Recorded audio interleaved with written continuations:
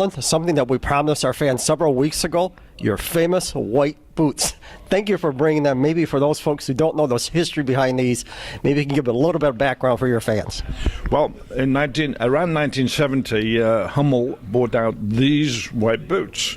These are the original pair that I never wore in a game, but I've kept them all these years, and I've actually signed them for posterity. But I got 1,000 English pounds. Alan Ball wore the boots. He was maybe first, or I was first. But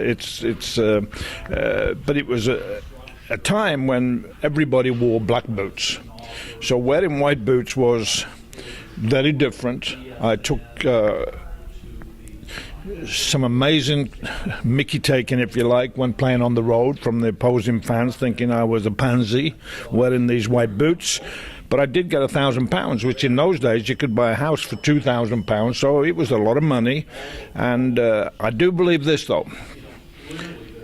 None of my players at Derby County ever laughed at me or took the mickey out of me wearing the boots. And I believe Brian Clough, the dynamic manager of Derby at the time when we won a championship, 1972, I think he told the players, under no circumstances make fun of Alan wearing these white boots, because he is sensitive, which I was, and he wouldn't be able to play the way he's playing. And obviously that worked, because no player ever, and it's amazing that they never ever said, what are you doing wearing those boots? But there they are, original, brand new, never been worn, and I love those white boots. Alan, what's your assessment of some of the decision-making by Jurgen Klinsmann in that first loss to Guatemala? I thought the loss in Guatemala was a disgrace, not the American style of play. He tries to play different. He brings people back. He dumped Dempsey, now he brings him back. He goes to experience, then he goes to young players. I don't know what he's trying to do. He's been in the job long enough now to know his best team. And in Guatemala, we were awful. The return game against Guatemala in Columbus was a different World Cup team, different tactics.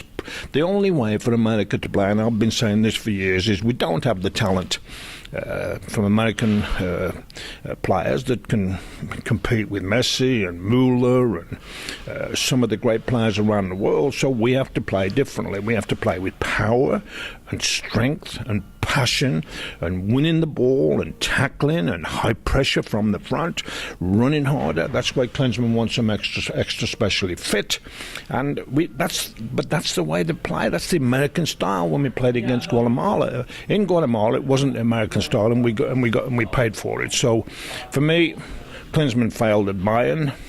He was there 9 months, which meant he was a disaster. Nobody stays at Bayern with those players for 9 months. So I'm not a huge fan of Klinsmann. I hope he gets out of it. I still support the team. I want him to win. But I'm disappointed at the inconsistency with the team selection and the up and down abilities of the players on any given day.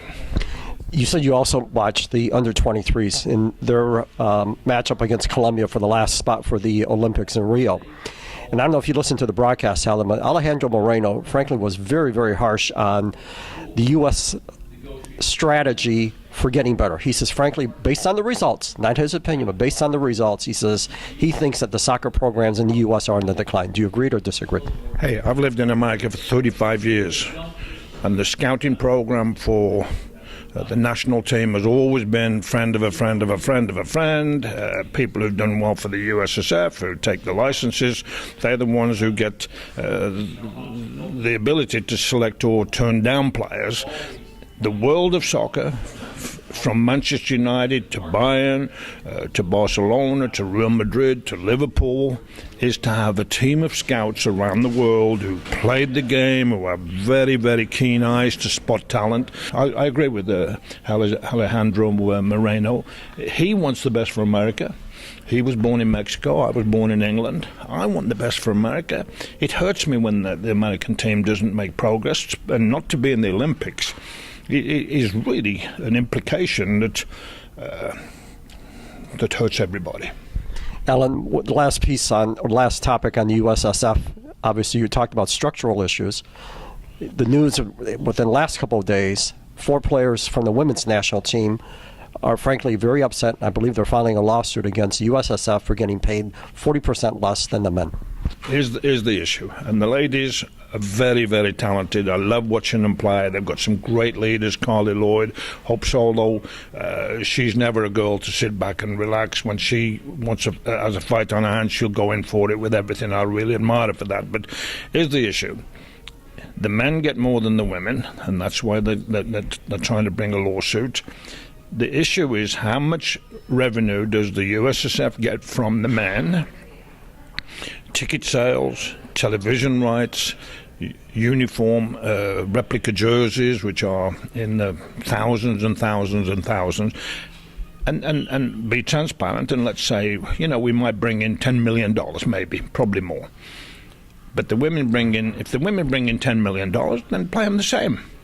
Alan, the last topic we have to cover in this interview is we're starting back up with Major League Soccer action. I know you've spent a lot of time with Ziggy Schmidt as well as the Sounders attending practices, etc. 0-3 start, Alan. What do you see happening to the team as they play a very, very important match this weekend against Montreal? I expect the Sounders to turn things around starting this Saturday. 0-3 is not a good start. 0-4 would be an even poorer start.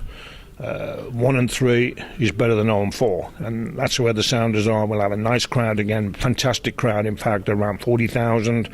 And I think the Sounders can pull it off. They've got some players who've been playing pretty well in spite of the three close defeats.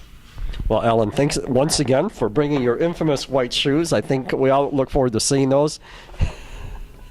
I love my white boots. And Alan, we'll talk to you next week. Thank you very much for joining us. Appreciate it, John. Thank you.